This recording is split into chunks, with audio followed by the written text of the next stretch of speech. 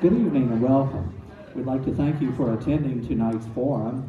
Candidates seeking the offices of jailer, sheriff, magistrate, judge executive will all be participating this evening. Tonight's forum is sponsored by the News Democrat and Carroll County High School FFA. I'm Jeff Moore, the publisher of the News Democrat. I'll serve as your moderator. I'll be joined up here also this evening by Tim Hendrick, our staff writer at the News Democrat. And helping me with time this evening is Marjorie Bowers, the president of the Rotary Club of Carrollton. We'll begin this evening with the candidates for the office of jailer. I would like to briefly review the format and rules for tonight's forum. Prior to the start of tonight's forum, the candidates drew for the order they are seated. Mr. Evans gets to go first, and Mr. Proctor will be going second. None of the candidates have seen or had access to the questions that they will be asked this evening. The News Democrat staff developed those questions that we're asking, and we have others that will be submitted by the audience that we'll be considering. In this race, we did not receive any questions from the audience. We'll begin with a 1-minute introduction, and each candidate will have that. So we will start first of all with the Republican candidate, Thomas Evans. So you have a minute for your opening remarks.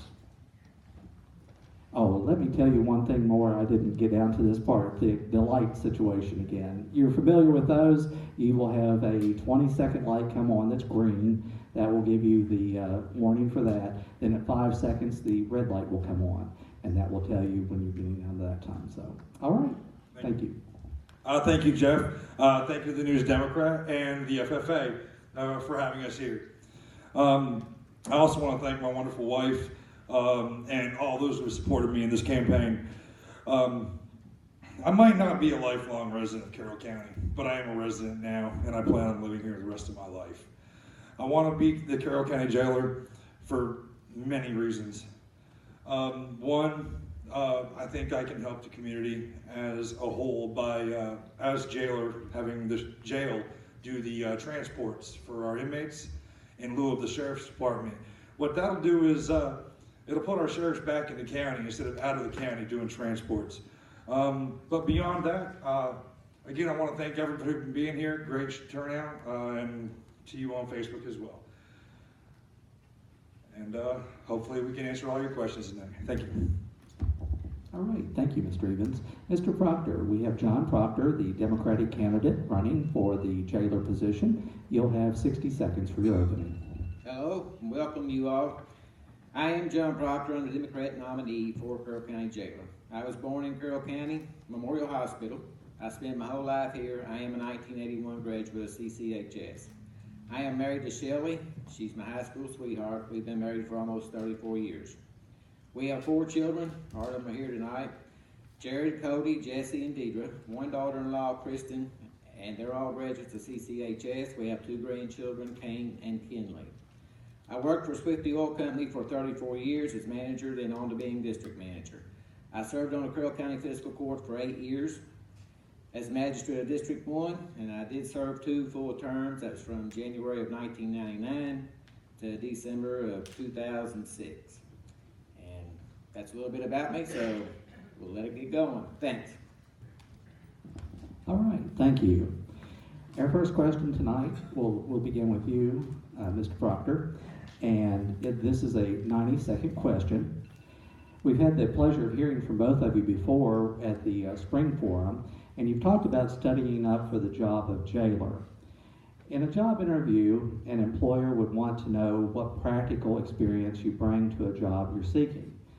I don't think I've heard either of you mentioning having worked in a jail, but if you have, you can explain some more about your experience with that. If not, what other practical experience do you bring to the position that makes you feel you're the most qualified candidate for the job this year? So we could begin with Mr. Proctor. You have 90 seconds. No, I have not never worked in a jail. I have no jail experience. But I think with my 34 years with Swifty Oil, I did do a lot of management, and that's what the jailer job is going to call for. You're gonna have a lot of management experience in there to cover your employees, handle the budget. With my experience as being magistrate, I have budget experience through the county. And as far as handling the inmates, that will be where I will have to do a lot of training and a lot of learning. And we do have some seasoned officers in there that can help me with that. And I will be going to a class for 40 hours before I take office to catch up on that too.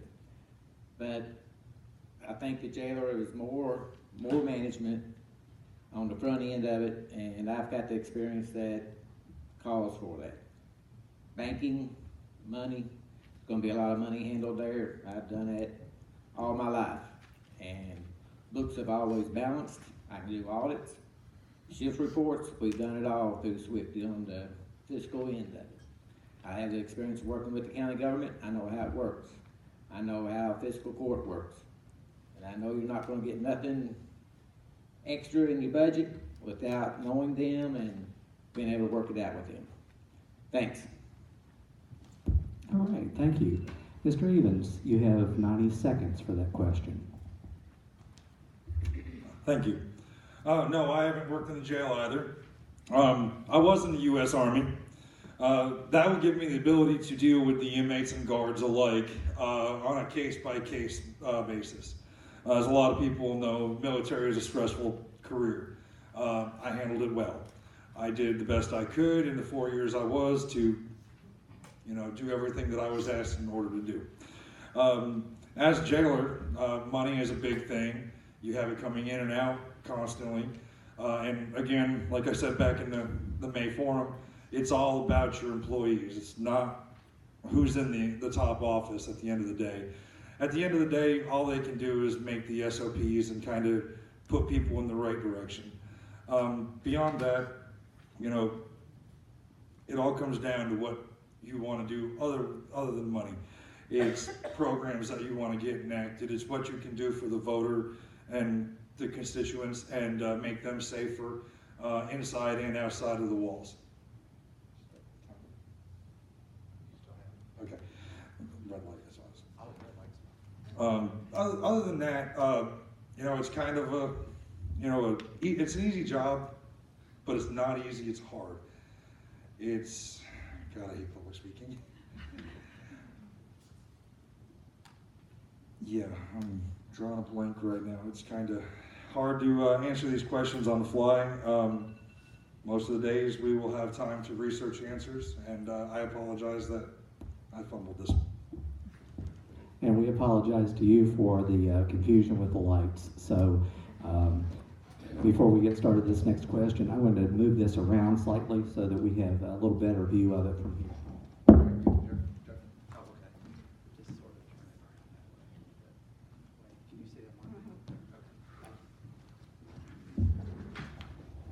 All right, our next question is going to be a 60-second question.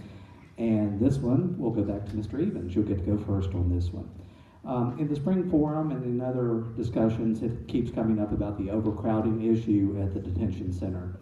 If elected jailer, what solutions or possible ways do you have to address or resolve this issue coming into office? This is 60 seconds. That's a question that I've heard several times during the campaign, and it's one that I do know the answer for. In addition, building onto the jail, adding beds is one way to take care of the situation. Now, unfortunately, that costs money. I have discussed with people, contacted contractors, gotten hard numbers on this, and technically I've got sort of designs drawn up and ways of making it cost effective.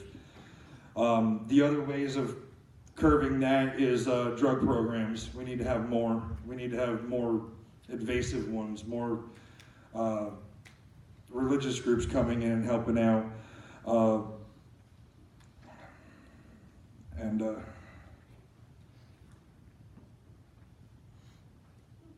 that's why it's part of the reason we don't have Class C program anymore, because of overcrowding. So if we can fix all that, we can get it back.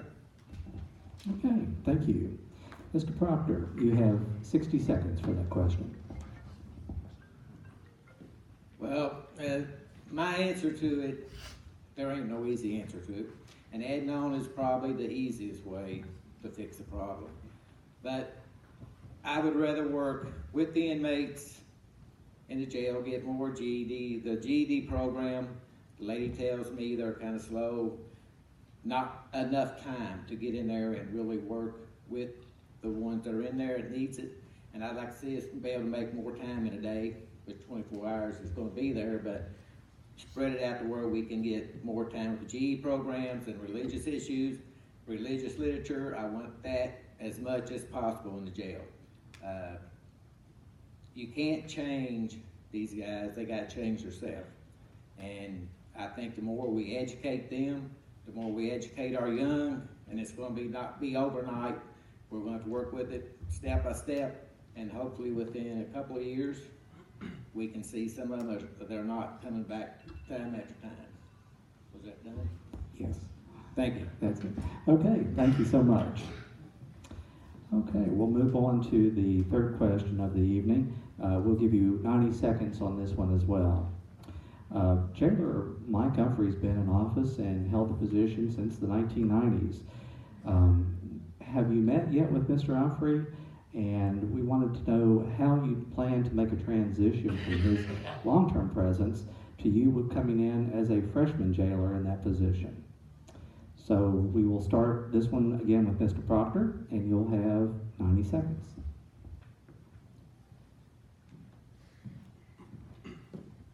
Yes, Mike Humphrey has been jailer for a long time. And it don't matter if I win or if Tom wins, there's going to be some big shoes to fill. That's that simple. And I have talked with Mike after May primary. We have got it worked out to a way we will transition, but I've got to win the election first. So we can't get into too much about that yet, but me and Mike will be on good terms. There will be no problems there. And if transition is all you're asking about, that's my full answer on that. Me and Mike will work it out. Thanks. All right, thank you. Mr. Evans, you'll have 90 seconds for that. Unfortunately, I haven't been able to talk to Mike yet. I've approached him several times, and he's basically turned me away at the door. He doesn't want to communicate with me because he had asked me not to run prior to him announcing that he wasn't, and then so I went ahead and announced, even though he asked me not to, until he asked me to say it was okay, give me his permission. So he's been kind of mad at me ever since I announced. Transition-wise, it's a transition of power. There are certain things that have to be done.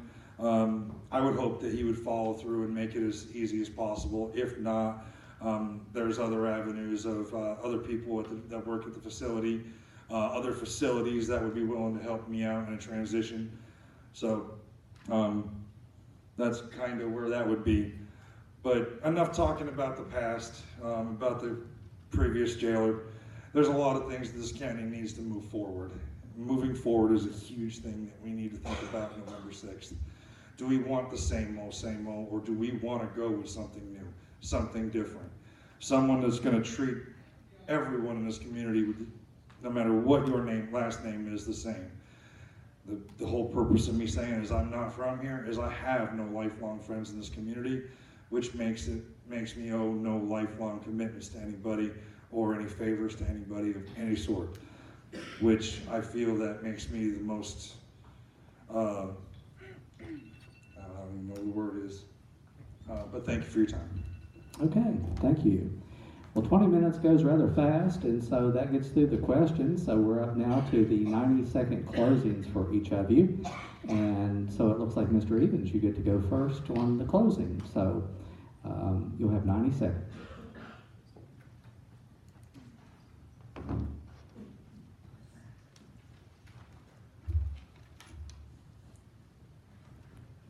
I want to thank everyone for their time tonight, and I want to thank you for your vote on November 6th.